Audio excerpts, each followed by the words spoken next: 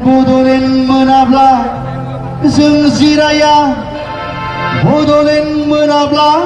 जों गोजोना खुलुमबाय बयखौबो नोंथांमोना थाम्बनेलाव नायनानै मोनथिखाबाय जानांगौ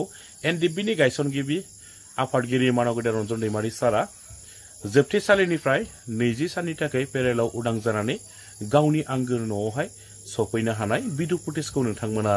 गोबाङानो नुखाबाय जानांगौ ससियेल मिडिया निउज फेसबुक इउट्यूबफ्रावहाय नङा होमबा दा मानगेन्द्र रन्जन दैमारि सारनि सोमोन्दै बारग' एनडिपिडि हारिमु बिथाङा जामबुंनि गेजेरजों मा बाथ्रा फोरमायदों नोंथांमोना बे भिडिअखौ जोबजासिम नायोब्ला गासै बाथ्राखौ नोंथांमोना आबुङैनो मोनथिनानै लानो हागोन मानगेन्द्र रन्जन दैमारि सारनि ताला साबिया गासैबो सरकारनि आखायावसो सरकारा बिथांखौ उदां खालामनो होनब्लानो उदां खालामनो हायो आरो सरकारा गावसोर गोसो गैयाब्लानो बिथांखौ जोबथेसालियाव दोननो होनब्ला दोननोबो हायो नङा होमबा दा बिनि ताला साबियानो जाबाय गासैबो सरकारनि आखायाव दा 20 साननि थाखाय बिथाङा पेरेलाव उदां मोनदोंब्ला बिथांखौ उदां अख्राङाव लाबोनो आरो मा गोब्राब खोथा नङा होमबा दा बिनि थाखाय जोंनि माखासे पलिटिशियान दैदेनगिरिफ्रा जायफ्रा एकर्ड दावहाय सहि होदोंमोन जायफ्रा सेक्रेटारि जायफ्रा दा सरकार सालायगासिनो दङ बिथांमोना गोसो खालामनानै मोजाङै नाजाथारोब्ला मिरु सरकारजों सावरायनानै बिथांखौ उदां अख्राङाव लाबोनो हागोन बायदिखौ आङो बे समावहाय साननानै मोनहरदों मानो होननानै बुङोब्ला एकर्डा जाबाय जेतिया एकर्डा जानायनि उनावहाय मानोथो बिथांखौ जोबथेसालियाव कनभिक्टेड होनानै मानो सरकारा दोनबाय थाखो बेसो जोबोद साननो गोनां नङा होमबा जानो हागौ किसुमाना बिथांखौ उदां अख्राङाव लाबोनो थाखाय गोसोबो होआखै जानांगौ नाजायाखैबो जानो हागौ दा किसुमाना नाजायैनि थाखायनो दिनै बेफोरबायदि जोबथेसालियावनो बिथाङा थाबाय थानो गोनांबो जादोंबो जानो हागौ नङा होमबा रायजोफोर स' रायजोफोर आं बुंनाबालाय माथो जानो बेफोर जाबाय गासैबो सरकारनि आखायावसो नङा होमबा स' खोनासंनानै लादो दि हारिमु बिथाङा मा बाथ्रा फोरमायदों जामबुंनि गेजेरजों बड'लेण्ड मोनाब्ला जों जिराया बड'लेण्ड मोनाब्ला रावबो दाजिराय सारा दिनै मोनसे पेरलाव ओंखारबोनायनि मोनसे बाथ्रा ससियेल मिडियायावबो गोसारदों बा जों नुनो मोनदों आरो दा बाथ्राया माबायदि ओरैनो बे जिहेतु सारा कान्डिफोरा जेनेरेलि पेरल मोनो लिभ मोनो बेबायदियैनो 20 डेजनि थाखाय सारा पेरलाव न'आव फैनो मोनदों बाखिथ' बेबायदि जेबो गैया पेरलाव बियो फैदों लिभआव 20 डेजनि थाखाय बेखौ लिभ होदों आरो बियो न'आवनो थागोन आम्बागावआव आरो जिफोर गावनि बाय बाहागिफोर गोबाव सम जाबाय जेलाव थानाया गोसोखाङो नायनो लुगैयो थिग बेबायदिनो बिथाङा सारा बेबायदिनो गावनि फेमिलिफोर गावनि रिलेटिभफोर बेफोरखौ लोगो हमगोन न'आवनो थागोन रेस्ट लागोन बे दङ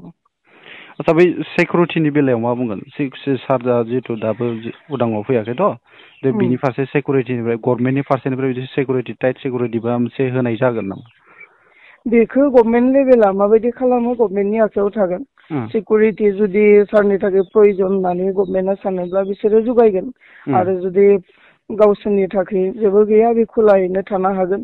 बेबायदि मोनसे फोथायनाय हिसाबै थायोब्ला निस्सय फोथायनायाव लाखिनानै बिदिनो आगबारिलांगोन सिकिउरिटिखौ जों एसेबांखिनि मेन खालामा खारन जिहेतु सारखौ बयबो मोजां मोनो बयबो गाहाम मोनो आरो थांनाय 2020 सननि जानुवारि 27 तारिखआव जिहेतु जोङो सान्ति सुक्ति खालामबाय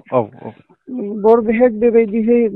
आं सानो जोंनि तरफनिफ्रायथ' गभर्नमेन्टआ माबायदि प्रभाइड खालामा बिसोरनि खोथा जोंनि बेक्तिगत हिसाबैब्ला बेबायदि गभर्नमेन्टनि सिकिउरिटि दिनैनि तारिखआव बेखिनि बायदि प्रयजनिय दङ होननानैहाय जों एसेबांखिनि फिल खालामा ओरैनो सारा दायो उदांबाबो जितु पाब्लिकफोरजों रायज्लायनो हानाय मोनसे थासारियाव दंना गैया ओरैनो दायो रायज्लायनोथ' हायो गासैजोंबो रायज्लायनो हायो जिहेतु बियो लिभआव फैदों न'आव फैदों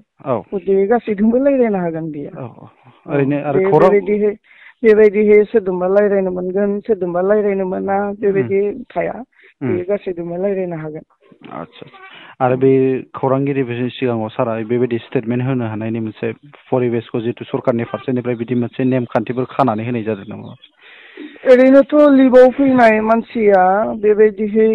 बरबिहेक थाया खोमा बे मिडियाफोरा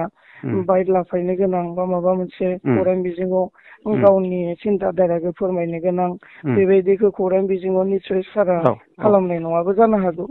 बेखौ गभर्नमेन्ट लेभेलनिफ्राय बे थागोन बा लिभआव जिहेतु फैदों सरकारनि आखायावनो थागोन बे हिसाबैहा बेबायदि खौरां बिजोङाव माबा मोनसे बुंनाय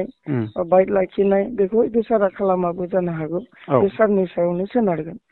ओरैनो खैथायाव लाबोनाय जादोंमोन सारखौ आरो बबेनिफ्राय बेखाय सारा दा बबेयाव दङमोन आरो जोंथ' काहिलिपारा 10 ABPN निफ्राय